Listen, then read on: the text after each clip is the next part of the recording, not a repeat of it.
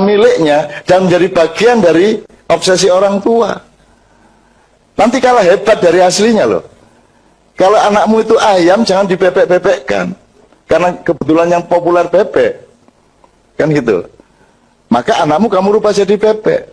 Jadi pendidikan di dunia ini memang gitu. Jagung di kacang-kacangke, kacang di jagung-jagungke, bahkan kabeh dadekke sak jenis. Cita-citanya sama, ya toh. Fakultas yang populer apa, yang paling laku apa, itu kan menunjukkan bahwa orang tua yang punya anak itu yang mengatur anaknya dan mencetak anaknya sesuai dengan obsesi atau nafsunya orang tua. Gitu delok diamati arek kita diopo ya apa. Termasuk banyak orang sudah mulai mengeluh kok anake cak nun sing wedok ora jilbaban. Gitu kan. Kowe engko kaget dhewe lho suatu hari. Wis tau kowe iki tenang wae.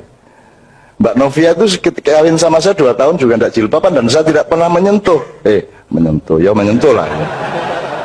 Maksud saya tidak pernah ngomongin soal itu. Nggak pernah saya, nggak pernah menyuruh dia berjilbab. Karena saya tidak mau dia berjilbab karena saya tidak mau berjilbab karena teman-temannya, saya tidak mau dia berjilbab karena yang bukan Allah.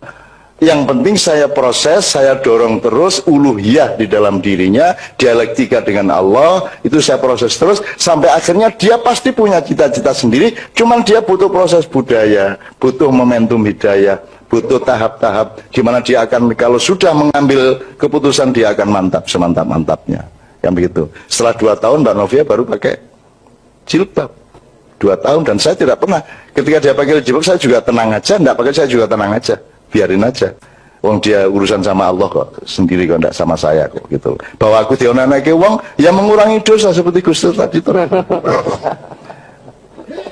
Kalau belok sedikit ke Gus Dur, teman-teman sekalian, saya bersyukur bahwa saya itu orang yang mungkin sangat lemah ya dibanding Gus Dur. Gus Dur orang yang sangat kuat, saya itu orang lemah, hati saya lemah, gitu ya.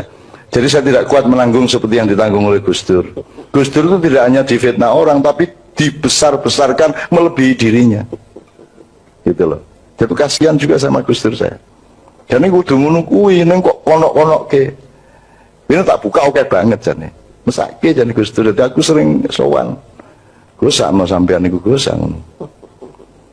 Dia pasti gede-gede kira karu-karuan. Sudahlah, orang itu ndak ada gede, ndak ada kecil.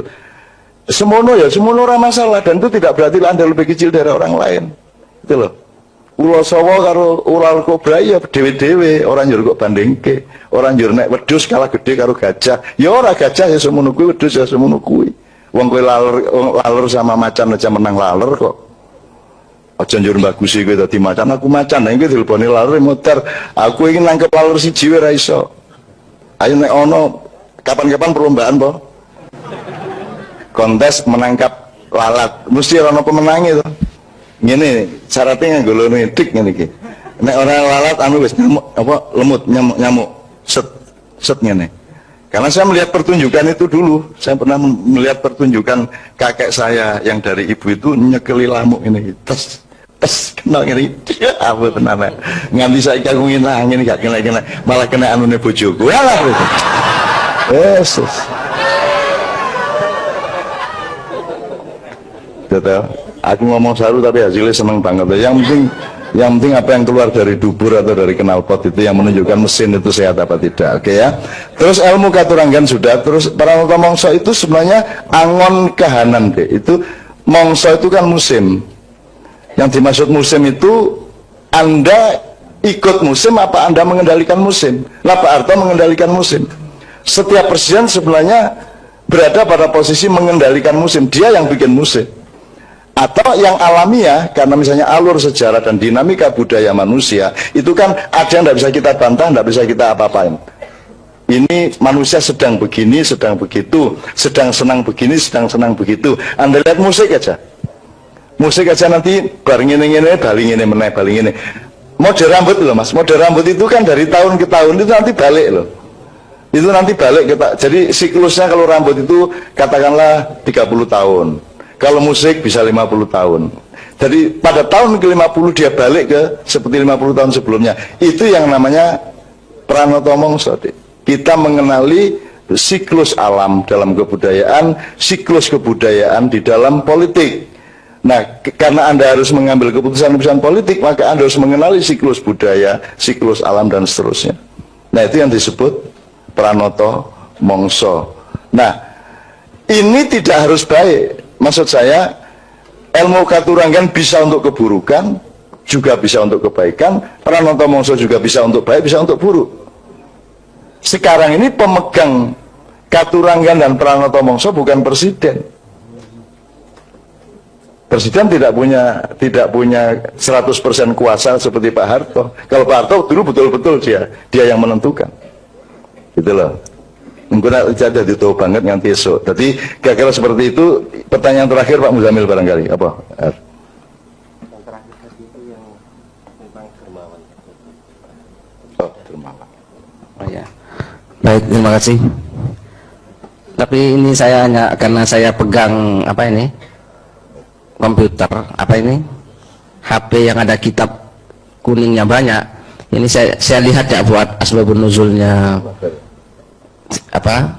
Qul in kuntum tuhibbunallaha fattabi'uni itu.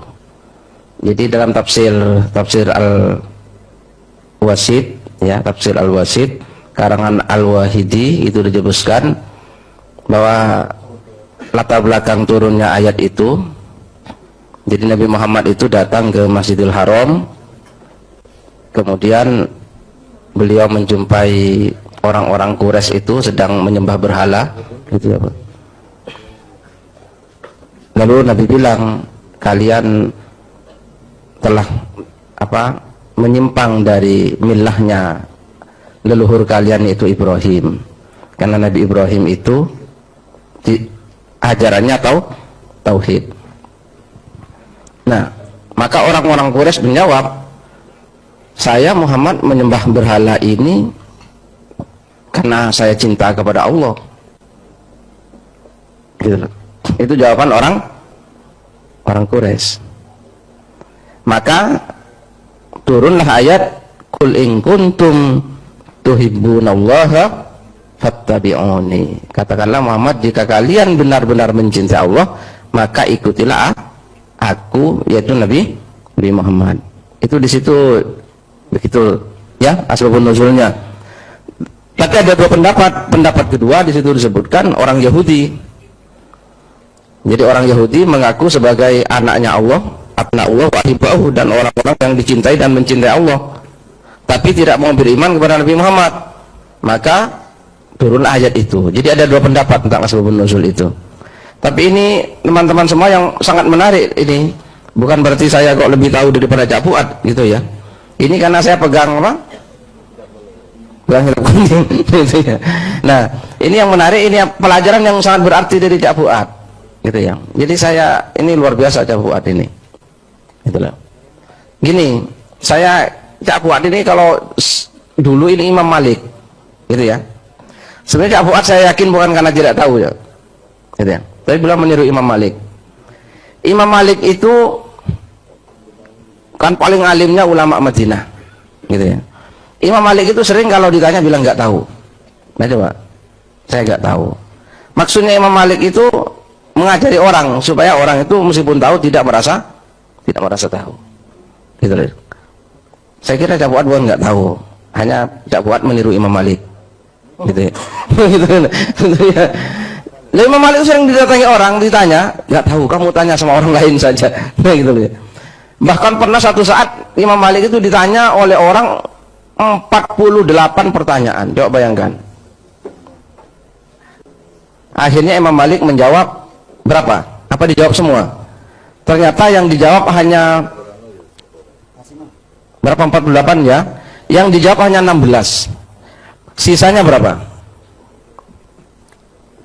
32 Imam Malik bilang tidak tahu. Itu Imam Malik, saya tidak tahu yang 32 itu. Nah bayangkan seorang alimnya seperti Imam Malik menjawab tidak tahu. Nah itu saya kira Cak Fuad gitu, bukan tidak tahu beliau gitu ya, tapi meniru Imam Malik gitu ya. Dan Imam Malik seperti itu. Nah, jadi besok kalau sampai tanya sama saya jawab tidak tahu juga, berarti saya niru Imam Malik juga. Nah, Imam Malik gitu. Imam Malik nih, Imam Malik bin Anas al-Maliki itu ya. Ya begini masalah kedermawanan itu apa kedermawanan ya. Ya memang yang disebut dermawan itu bukan karena memberi untuk mendapatkan yang lebih, iya, termasuk tidak apa ya memberi kesempatan kepada orang lain itu kedermawanan, gitu ya. Al-isar, isar itu mengalah itu orang yang dermawan. Jadi kalau sampean antri, gitu ya, terus karena melihat ada ibu-ibu atau siapa yang lebih berhak lebih dulu dari sampean nggak usah ngasih uang sama dia kan, tapi sampean mengalah, oh ya sudah lebih dulu, itu juga bagian. Terus sampean kalau dermawan juga kalau naik mobil pelan biar yang lain nyalip semua, nah itu dermawan juga itu, ini lebih terburu-buru daripada saya, nah itu ya, itu juga dermawan. Jadi itu mengalah itu juga dermawan, jadi tidak harus dengan memberi. Oke, kalau urusan dermawan dan sedekah Pak Mustafa orangnya gitu ya, karena memang Pak Mustafa yang paling banyak bersedekah kepada kita, memberikan apa saja, dan kita cukup dengan bermodalkan pendengaran yang tajam. Sebelum Pak Mus, saya nyambungkan dengan beberapa diskusi teman-teman di Nahdlatul Muhammadiyin malam Kamis kemarin, diskusi yang ke-245, ada kaitannya dengan apa yang kita perbincangkan malam hari ini. Teman-teman kemarin diskusinya tentang dilarang istiqomah di sembarang tempat gitu ya. Kita kemarin menangkap bahwa ada gejala saat ini gagal move on atau statis atau mandek itu dianggap sebagai bentuk istiqomah gitu. Sehingga yang seharusnya bukan harga mati diharga matikan, yang seharusnya itu bisa lebih dinamis dan menemukan bentuk baru yang lebih tepat justru dimampatkan atau dimandekkan gitu. Teman-teman kemarin menyimpulkan bahwa jalan yang dirintis atau dibuat oleh para pendahulu kita atau para ulama, entah para leluhur dan lain sebagainya untuk menuju ke Allah itu sudah diketahui dan dipelajari oleh musuh-musuh Islam, sehingga di sepanjang jalan itu dipasang jebakan-jebakan, dibuat jalan-jalan palsu, sehingga kita kesulitan untuk menemukan jalan yang sesungguhnya dibuat itu. Maka disitulah yang disebut dengan istiqomah untuk tetap berijtihad, istiqomah untuk tetap mencari sesuai dengan kedaulatan kita, dengan cinta itu. Maka apapun yang saat ini sepertinya sudah matang dan sudah mandek, membuka ruang kemungkinan bagi kita untuk menemukan sesuatu yang baru, terus untuk mencari yang baru, dan itu bukan berarti tidak istiqomah. Istiqomah itu pada dasarnya, pada paradigmanya, tapi metodologi dan strategi harus tetap dinamis. Bahwa seorang penjual nasi goreng itu kalau tidak laku dagangannya, dia bisa beralih untuk jualan telur atau bisa buka bengkel sepeda gitu. Itu strategi. Tapi dasarnya atau paradigmanya adalah mengabdi pada Allah melalui kecukupan nafkah untuk anak istri. Tapi strateginya bisa berganti. Bahkan dalam segala macam urusan, kalau memang sesuatu itu sudah nggak tepat dan menimbulkan kemudaratan, bukan berarti istiqomah kita untuk tetap menjalaninya. Tidak ada yang harga mati, tapi harga hidup. Itu yang didiskusikan teman-teman kemarin, dan melalui tadabbur kalau di dalam Al-Quran itu di surat Muhammad justru, maka apakah mereka tidak mentadaburi Al-Quran? Apakah hati mereka terkunci? Dikaitkannya tadabbur justru bukan dengan akal pikiran, tapi lebih ke hati. Kemudian di surat An-Nisa, maka apakah mereka tidak memperhatikan Al-Quran, atau apakah mereka tidak mentadaburi Al-Quran? Kalau kiranya Al-Quran itu bukan dari sisi Allah, tentulah mereka mendapat pertentangan yang banyak di dalamnya. Kita bisa lebih dalam menggali tentang makna tadabbur, tapi sebelumnya kita dengarkan dulu Oke teman-teman sekalian, Cak Fuad sama saya tadi benar-benar tidak tahu, bukan karena bergaya Imam Malik ya. Dan tidak ada masalah, tidak tahu itu tidak ada masalah. Kalau tahu itu tidak usah bangga, dan tidak tahu tidak usah minder. Kabeh wong ono ngertine, ono orang ngertine. Jadi kita tetap seimbang saja. Dan Cak Fuad tidak sedang menerapkan itu apa metode akhlak ya, pendidikan akhlaknya Imam Malik. Kan kalau Imam Malik itu kita anggap itu yang terbaik, berarti Imam Syafi'i jadi jelek kan gitu. Karena Imam Syafi'i kan ngasih tahu terus, jawab terus gitu. Jadi semua itu kita hormati, kita semua kita tadaburi. Kita tadaburi artinya pokoknya semua bermanfaat untuk kita apa saja. Teman-teman sekalian, saya bilang sama Mas Haryanto, kita ini sedang berada pada situasi agak salah tingkah saya ini, dalam arti Allah ini memberi rahmat ilmu yang luar biasa kepada Ma'iyah, dan beberapa bulan terakhir itu progresi hidayah Allah itu luar biasa, bikin kita kewalahan. Kalau istilahnya Mas Haryanto, iki orang mengadus iki diancep-ancep neng kali gitu. Jadi kita itu habis-habisan. Saya tidak melihat itu sebagai kebanggaan Ma'iyah dan kita. Saya melihat itu sebagai tanda bahwa insya Allah akan diselamatkan kok oleh Allah. Segala macam yang kita cemaskan di luar Ma'iyah itu insya Allah kok enggak akan terjadi kok seperti yang kita cemaskan, enggak kok. Wis tonggo ono dalane dhewe, dan rahasia Allah ini kan pelan-pelan juga akan beliau kuatkan. Jadi Bapak sekalian, ibu-ibu, anak-anakku semua, cucu-cucu, mari kita terus bertadabbur dan melakukan setiap kali itu kepekaan dan kesadaran untuk terus-menerus mengambil manfaat dan mensyukuri. Sebagaimana nyun sewu sedikit ini sebelum dengan Kiai Kanjeng kita do Gusti bareng-bareng ya, do Gusti bareng-bareng. Saya Padang Bulan pernah kedatangan Prabu Brawijaya 3 kali. Jadi orang yang merasa dirinya Prabu Brawijaya dengan pengiringnya, dan itu saya terima dan kita ajak naik dan kita kasih peluang untuk berbicara.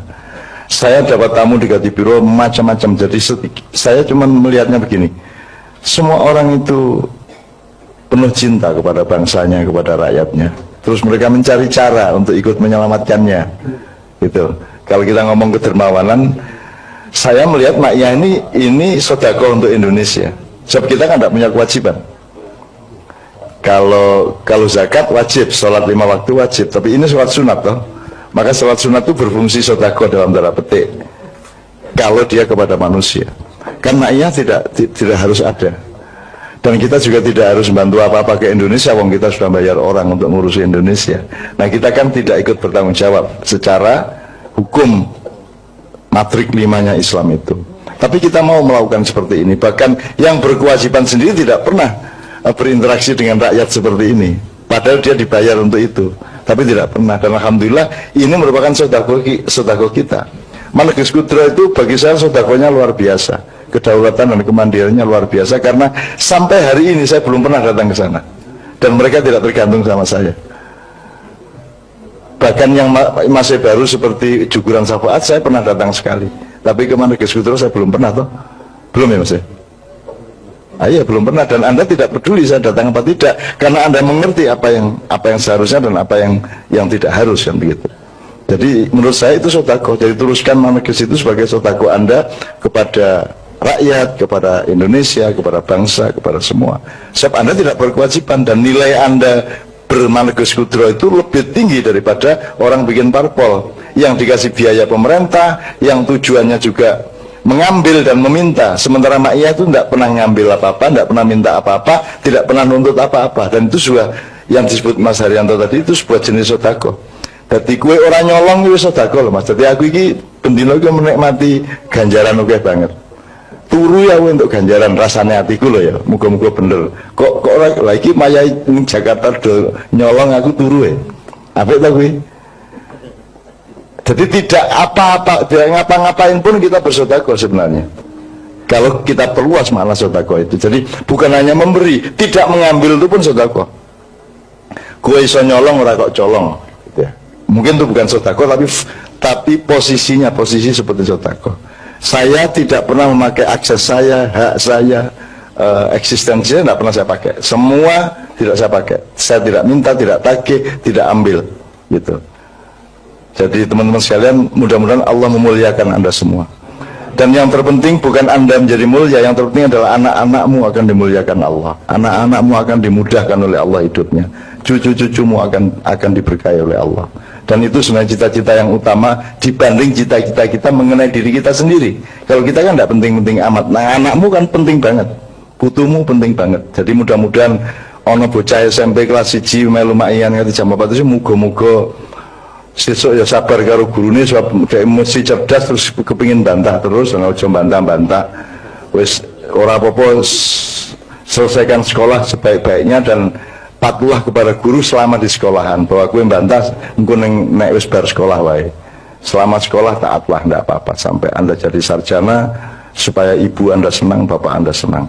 Tidak usah menerapkan semua kehebatan Anda di kampus, karena kampus itu tempat bukan untuk mencari ilmu, tetapi tempat untuk menyenangkan orang tua Anda. Ngono ceritane ngono iku. Ngono nek aku jadi ben cepet lulus gue iki. Gitu. Oke, teman-teman sekalian, Cak Fuad sama saya tadi benar-benar tidak tahu, bukan karena bergaya Imam Malik ya. Jadi, dan tidak ada masalah, tidak tahu itu tidak ada masalah. Kalau tahu itu tidak usah bangga, dan tidak tahu tidak usah minder. Kabeh wong ono ngertine, ono orang ngertine. Jadi kita tetap seimbang-seimbang saja. Dan Cak Fuad tidak sedang menerapkan itu apa metode akhlak ya, pendidikan akhlaknya Imam Malik. Kan kalau Imam Malik itu kita anggap itu yang terbaik, berarti Imam Syafi'i jadi jelek kan gitu. Karena Imam Syafi'i kan ngasih tahu terus, jawab terus gitu. Jadi semua itu kita hormati, kita semua apa namanya, kita tadaburi. Kita tadaburi artinya pokoknya semua bermanfaat untuk kita apa saja.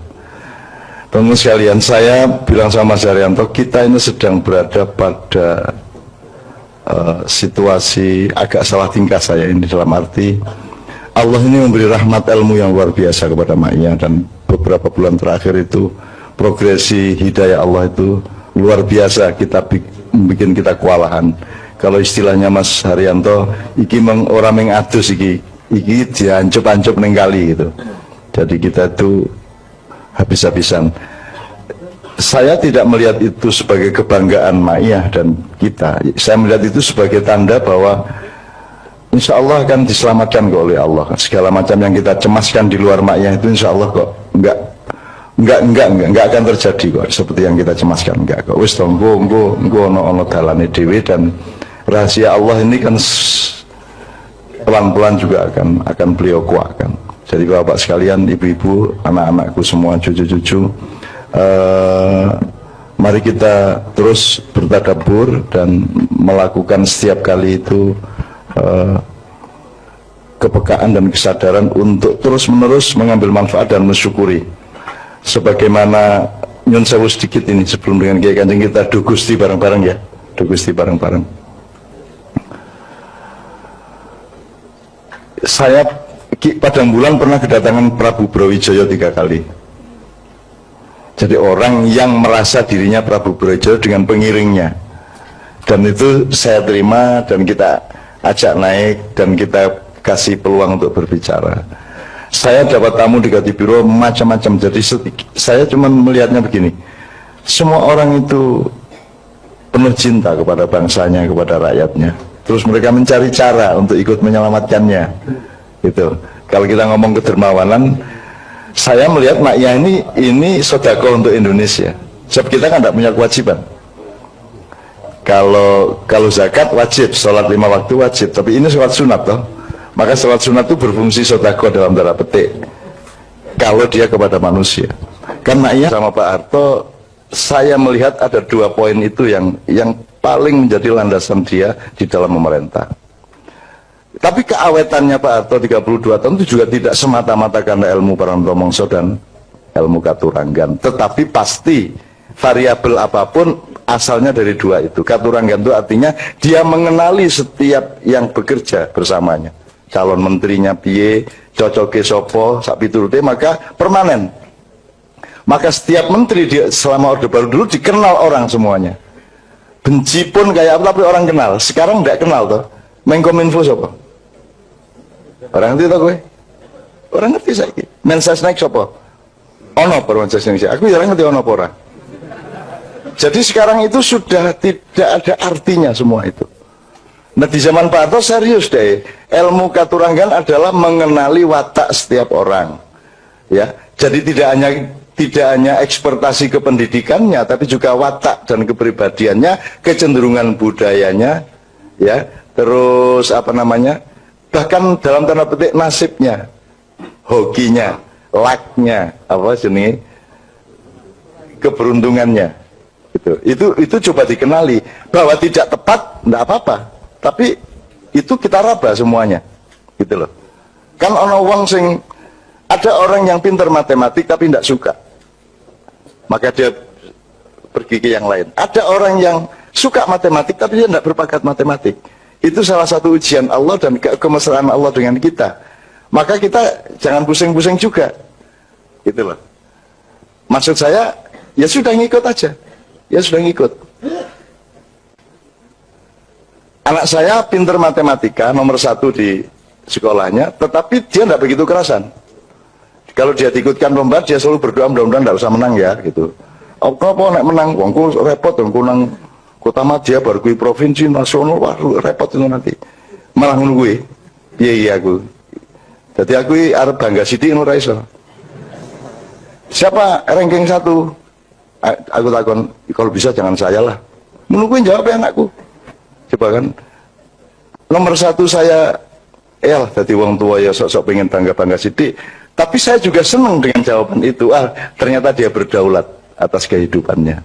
Ternyata dia mengatur dirinya. Dia tidak terikat oleh menjadi menang atau menjadi kalah. Gitu loh. Jadi rasa tak wurui ternyata wis ngono kuwi anakku. Gitu. Jadi nek selalu ngaku bodoh, selalu ngaku nggak ngerti dan seterusnya. Gitu. Nah, itu ilmu katuranggan, Dek. Ilmu katuranggan itu harus dikenali oleh setiap orang tua yang punya anak. Anakmu bukan anakmu, kata Khalil Gibran, Khalil Gibran, ya Pak ya. Khalil Gibran, mergo kowe macane saka bahasa Inggris diterjemahke, akhirnya kowe Khalil Gibran ngono to. Wong Inggris ki jan kualik-walik. Khalil Kahlil. Ada petinju kickboxer namanya Ngimbi, gitu ya, dari Nigeria. Itu penyiar mesti negimbi, ngono kae, negimbi, walah ngimbi, negimbi ora iso deh, jadi mesti diwolak-walik itu Khalil Gibran. Jadi anakmu itu adalah ciptaan Allah dan Allah punya konsep tentang anakmu. Itu namanya katuranggan. Nah, anakmu sendiri cari siapa dia, maka dia meneliti lingkungannya, meneliti dirinya, dia bercermin, ya. Dia lihat dirinya, lihat lingkungannya, lihat dirinya, terus menerus berdialektika. Nah, dia bercermin mencari dirinya sendiri. Jadi anak itu meneliti dirinya. Karena dulu dia punya perjanjian sama Allah, ya sebelum lahir, gini. Begitu lahir dia dibikin lupa menurut Sabra. Nah, maka begitu bayi lahir dia mulai meneliti, mengenali. Oh ini ibunya, oh ini udara, oh ini panas, oh ini dingin, dan seterusnya. Itu namanya ilmu katuranggan. Mengenali diri. Nah, orang tua jangan mendidik anaknya seolah-olah dia adalah miliknya dan menjadi bagian dari obsesi orang tua. Nanti kalah hebat dari aslinya loh. Kalau anakmu itu ayam, jangan dipepek-pepekkan. Karena kebetulan yang populer bebek. Kan gitu. Maka anakmu kamu rubah jadi bebek. Jadi pendidikan di dunia ini memang gitu. Jagung di kacang-kacang ke, kacang di jagung-jagung ke, bahkan kabeh dadekke sak jenis. Cita-citanya sama, ya toh. Fakultas yang populer apa, yang paling laku apa, itu kan menunjukkan bahwa orang tua yang punya anak itu yang mengatur anaknya dan mencetak anaknya sesuai dengan obsesi atau nafsunya orang tua. Didelok diamati ya rek kita diopo ya opo. Termasuk banyak orang sudah mulai mengeluh kok anake cak nun sing wedok ora jilbaban. Gitu kan. Kowe engko kaget dhewe lho suatu hari. Wes tau gue kita tenang wae. Mbak Novia itu ketika kawin sama saya 2 tahun juga tidak jilbaban dan saya tidak pernah menyentuh. Menyentuh, ya menyentuh lah. Maksud saya tidak pernah ngomongin soal itu. Nggak pernah saya, nggak pernah menyuruh dia berjilbab. Karena saya tidak mau dia berjilbab karena saya tidak mau berjilbab karena teman-temannya, saya tidak mau dia berjilbab karena yang bukan Allah. Yang penting saya proses, saya dorong terus uluhiyah di dalam dirinya, dialektika dengan Allah, itu saya proses terus, sampai akhirnya dia pasti punya cita-cita sendiri, cuman dia butuh proses budaya, butuh momentum hidayah, butuh tahap-tahap, gimana dia akan, kalau sudah mengambil keputusan, dia akan mantap, semantap-mantapnya. Kan begitu. Setelah 2 tahun, Mbak Novia baru pakai jilbab. 2 tahun, dan saya tidak pernah, ketika dia pakai jilbab, saya juga tenang aja, enggak pakai saya juga tenang aja. Biarin aja, wong dia urusan sama Allah kok sendiri, kok enggak sama saya kok gitu. Bahwa aku dionanake wong ya mengurangi dosa seperti Gus Dur tadi itu. Kalau belok sedikit ke Gus Dur, teman-teman sekalian, saya bersyukur bahwa saya itu orang yang mungkin sangat lemah ya dibanding Gus Dur. Gus Dur orang yang sangat kuat, saya itu orang lemah, hati saya lemah gitu ya. Jadi saya tidak kuat menanggung seperti yang ditanggung oleh Gus Dur. Gus Dur itu tidak hanya difitnah orang, tapi dibesar-besarkan melebihi dirinya. Gitu loh. Jadi kasihan juga sama Gus Dur saya. Dan ini kudu ngono kuwi, ning kok konok-konok ke. Ini tak buka oke banget jane. Mesake jane Gus Dur. Jadi aku sering sowan. Gus sakno sampean niku Gus ngono. Dia digedek-gedek kira karu-karuan. Sudahlah, orang itu ndak ada gede, ndak ada kecil. Semono ya, semono ora masalah, dan itu tidak berarti Anda lebih kecil dari orang lain. Gitu loh. Ulo sawo karo ular kobra ya dewe-dewe, orang njur kok bandingke. Orang njur nek wedhus kalah gede karo gajah. Ya ora, gajah ya semono kuwi, wedhus ya semono kuwi.